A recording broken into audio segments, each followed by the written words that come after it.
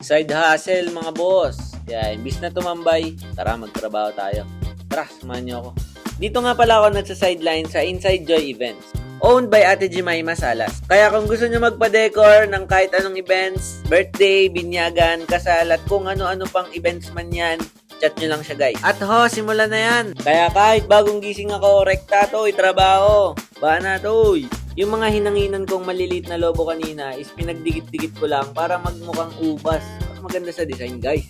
Ginawa ko lang to dun sa lahat ng kulay. May na maliliit. May ganito na guys. So, basic.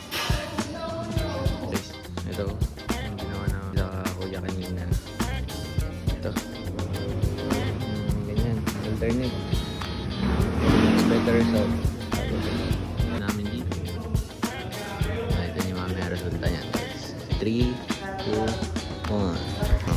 Okay, teka. Tatanggalin ko lang ito. Isa pa. Ulit.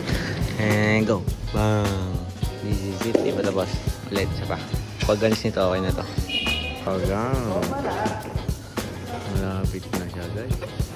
Daming lobo guys. Maganda kaya kalabasan nito. Tara tignan natin. Pero bago yon, papakita ko muna sa inyo yung overall na gayak dito sa Palace Place. 7th birthday nga pala to kaya meron table tent para sa mga kids.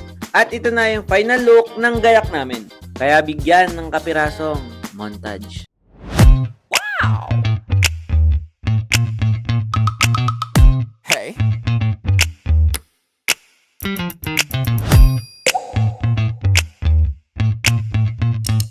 Yeah.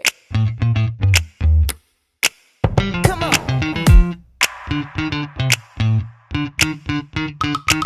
At hanggang dito na lang ulit tayo. Ano sa tingin nyo? Maganda ba o hindi? Paki-comment naman sa baba. Maraming salamat ulit sa panonood. Kita-kits sa mga next vlogs natin. Maraming salamat. God bless us all.